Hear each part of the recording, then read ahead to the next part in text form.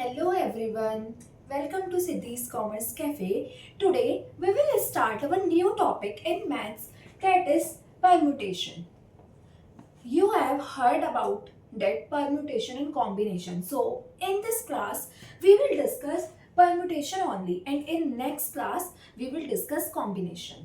So let's start. For learning permutation there is an important term, that is factorial. In whole topic you have to study about factorial. So let's start with factorial. So what is factorial? The continued product of first n natural numbers. अगर मैं आपको एक example लेके बताऊं तो आपके पास लिखा है n minus one factorial and you have to calculate this, और आपके पास लिखा है factorial 5, factorial 9, and you have to calculate these terms. So how can you calculate? This is what factorial mean. So for example you have n minus 1 factorial, so we have to calculate the continued product. So how we calculate continued product? So we have to subtract one term and then continue the product. For example हम simple लेके चलेंगे. अगर मुझे factorial 9 का calculation करना है, सो मैं कैसे करूंगी? 9 multiply 9 minus 1 multiply 9 minus 1 minus 1 factorial and so on. तो इससे आप समझे हमको एक एक टर्म कम करते चलना है एंड देन हमको जहां तक स्टॉप करना है वहां तक हम कर सकते हैं. तो अगर मैं सिंपल बताऊं तो इसका फैक्टोरियल बना 9 into 8 into 7 into 6 into 5 to 4 3 and 2. हमको इसको कैलकुलेट करना है और जो इसका प्रोडक्ट होगा that is the factorial of 9. तो अगर इसी तरीके से factorial of n minus 1 calculate करना है तो n minus 1 multiply n minus 1 तो था ही, एंड हमको एक सब्ट्रैक्ट करते चलना है. माइनस 1 मल्टीप्लाई n माइनस 1 तो अभी तक हो गया, एक और माइनस 1 एंड सो ऑन, और ऐसे ही हम कितने भी फैक्टोरियल कैलकुलेट कर सकते हैं. ये n माइनस 1 वाली टर्म इनफाइनाइट तक है क्योंकि we don't know about n. n is a natural number and we know there are infinite natural numbers. But if we have written factorial 5, for example हमारे पास फैक्टोरियल 3 कैलकुलेट करने के लिए है. So what can you do? 3 into 2 into 1, that's it. 3 2 जा 6, 6 is the answer. So factorial हम ऐसे calculate करते हैं. अगर आप यहाँ पे देखो तो 3 के बाद 2 आया. कैसे?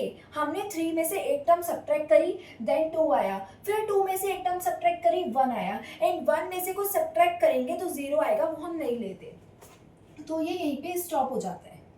ऐसे ही हमने फैक्टोरियल 9 देखा. कोई भी फैक्टोरियल हो आपको सारे फैक्टोरियल ऐसे ही कैलकुलेट करने हैं. हमको कंटिन्यू रखना है बट एक एक सब्ट्रैक्ट करके. यहाँ पर m माइनस 1 हो या फिर m माइनस 2 का फैक्टोरियल हो, कुछ भी हो, सब पे एक एक टर्म माइनस करनी है, सब्ट्रैक्शन करना है, हमको उनका प्रोडक्ट कंटिन्यू करते चलना है.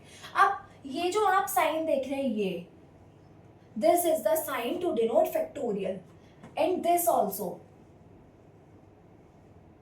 this sign is also used to denote factorial. There are two signs, लेकिन मोस्टली हम जो अपनी कैलकुलेशन में मैथ्स में यूज करते हैं डेट इज ये. सो ये था आपका फैक्टोरियल. अगर आपको फैक्टोरियल समझ आ गया, परम्यूटेशन एंड कॉम्बिनेशन का आपको सिर्फ कॉन्सेप्ट आना चाहिए. मेन थिंग थी ये समझ आ गया तो परम्यूटेशन एंड कॉम्बिनेशन तो बहुत आराम से समझ आ जाएगा. अब हम आगे अपने मेन टॉपिक पे जिसमें हमारा चैप्टर है, that is permutation. So permutation क्या होता है? सिंपल लैंग्वेज में बोलूँ तो हमको चीज़ों को अरेंज करना होता है, और जितने तरीके से हम वो चीज़ें अरेंज कर सकते हैं वही परम्यूटेशन होता है. अगर डेफिनेशन देखें, अरेंजमेंट ऑफ डिफरेंट थिंग्स, अलग अलग चीज़ों का अरेंजमेंट करना, वो एक परम्यूटेशन होता है. सो परम्यूटेशन के फॉर्मूले में बात करें तो N P R equal N factorial upon N minus R factorial. अब ये फॉर्मूला डेरिवेट होता है, तो ये तो बहुत लेंथी प्रोसेस है कि मैं आपको इसको डेरिवेट करके समझाऊं. तो आपको ये फॉर्मूला लर्न करना है. लेकिन यहाँ पे जो ये एन और आर आया है, ये क्या है? एन और आर को इनका मतलब क्या है, हमें इनकी जगह क्या पुट करना है. If we have any question so हम इनकी जगह पुट क्या करेंगे, कैसे कैलकुलेट करेंगे, ये मेन थिंग है. तो the number of permutation and different things taken are at a time. इसका मतलब जितनी टोटल चीजें हैं वो है एन, एंड जितना हमको अरेंज करना है वो है आर. एक सिंपल एग्जाम्पल से लेके चलती हूँ. There are 5 peoples. हमारे पास 5 लोग हैं एंड हमारे पास 3 वैकेंट सीट है. 3 वैकेंट सीट्स. 5 लोगों को 3 सीट में अरेंज करना है. तो हम कैसे ही 5 लोगों को 3 सीट में अरेंज करेंगे. There are different possible outcomes कि हम ऐसे कर सकते हैं कि दूसरे वाला इंसान पहले आ जाए, तीसरा वाला बाद में, एंड देन पहला वाला.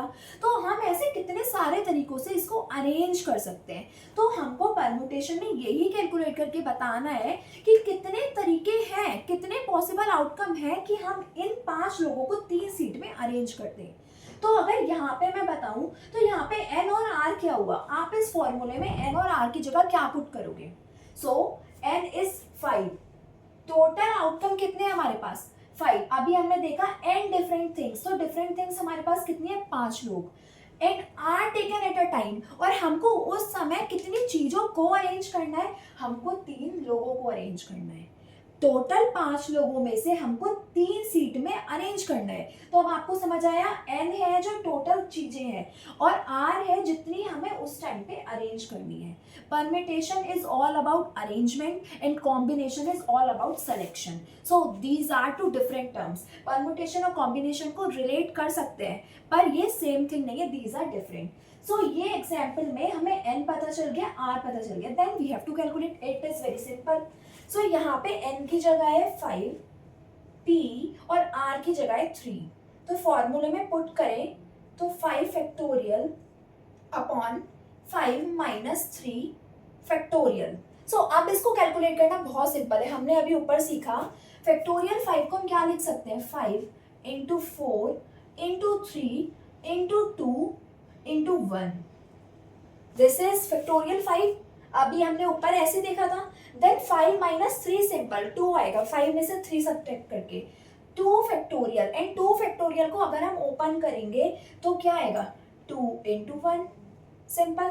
तो ये आपने इतना तो सीखा है प्रीवियस क्लासेस में कि अगर ये नीचे और ऊपर मल्टीप्लिकेशन में है तो हम इसको इजीली कैंसिल कर सकते हैं. ये 2 इस 2 से कैंसिल हो गया. सो हमको इन तीनों की मल्टीप्लिकेशन करनी है और वो ही हमारा आंसर है. 5 4s are 20 and 20 3s are 60. So there are 60 ways in which we can arrange 5 people in 3 vacant seats. तो अब आपको समझ आया कि परम्यूटेशन कैसे हम कैलकुलेट करते हैं. अब कोई ज़रूरी नहीं कि मैं पीपल्स और सीट्स का एग्जाम्पल हो. हमारे पास एग्जाम्पल हो सकता है कि देयर आर 5 वॉवल्स. आपको पता है ए ई आई ओ यू. हमारे पास 5 वॉवल है, हमको इन्हें अरेंज करना है. बट हमारे पास ब्लैंक्स कितने हैं, we have 3 blanks. 3 blank space में 5 वॉवल को अरेंज करना है. तो अब यहाँ पे सबसे पहले आपके माइंड में एक क्वेश्चन आना चाहिए, n और r क्या होगा. n इज ये 5 है तो 5 इक्वल टू n. एंड कितने पॉसिबल हमारे पास वैकेंट सीट्स हैं, कितने हमारे पास स्पेसेस हैं, 3. तो r क्या हुआ, 3. इतना माइंड में आते ही पूरा प्रॉब्लम सॉल्व. अब आप इसको सिंपल इस फॉर्मूले में पुट करो, फॉर्मूले को सॉल्व करो एंड देन आपको पता चल जाएगा कि कितने वेज हैं कि हम इसको कैलकुलेट कर सकते हैं. अब एक तीसरे टाइप का क्वेश्चन जो परम्यूटेशन एंड कॉम्बिनेशन में सबसे ज़्यादा एग्जाम में पूछा जाता है वो है कि मेरे पास ए ई आई ओ यू ही है एंड मेरे पास 5 कॉलम्स हैं. अब हमारे पास कंडीशन ये है कि यहाँ पर ए ही रहना चाहिए एंड यहाँ पर यू ही रहना चाहिए.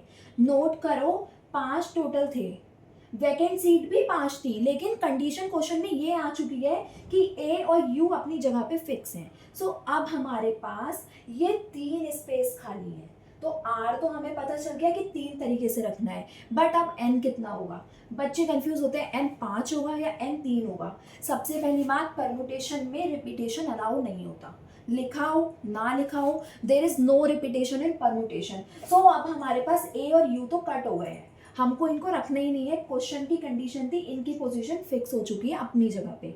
अब हमारे पास बचे क्या remaining, E I O, and हमारे पास स्पेस भी कितना है 3, तो हमारा इस बार क्या बना, एन भी 3 है और आर भी 3 है। कंफ्यूज मत होना बिल्कुल भी, जब इनकी पोजीशन फिक्स कर दी जाए तो ये दोबारा रिपीट नहीं हो सकते।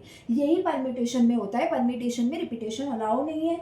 दोनों खत्म हो चुके हैं, ए को नहीं रखना, यू को नहीं रखना, रिमेनिंग थे 3 एंड पोजीशन भी 3 है हमारे पास।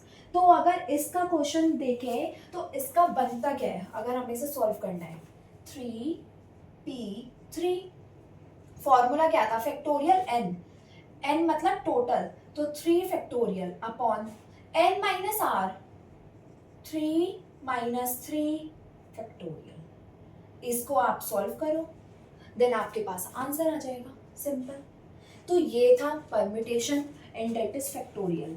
फैक्टोरियल हमको सिखाता है कि हमको ये कैलकुलेट करना कैसे है फॉर्मूले में फिक्स करने के बाद। एंड परम्यूटेशन, अब जब क्वेश्चन एग्जाम में आता है तो आपको क्वेश्चन में ये नहीं लिखा होता कि इसमें परम्यूटेशन कैलकुलेट करना है, इसमें कॉम्बिनेशन। आपको दिमाग लगाना है, अरेंजमेंट बोला है या सिलेक्शन बोला है। अगर अभी मैं यहाँ पे बोलती इन 5 लोगों में से मुझे 2 लोग सेलेक्ट करने हैं, तो फॉर्मूला लगता है कॉम्बिनेशन का, जो हम नेक्स्ट क्लास में सीखेंगे। लेकिन यहाँ पे ये नहीं बोला, इधर था इन 5 लोगों को 3 जगह अरेंज करना है, इन 5 में से 3 को सेलेक्ट नहीं करना, इन 5 में से 3 लोगों को अरेंज करना है।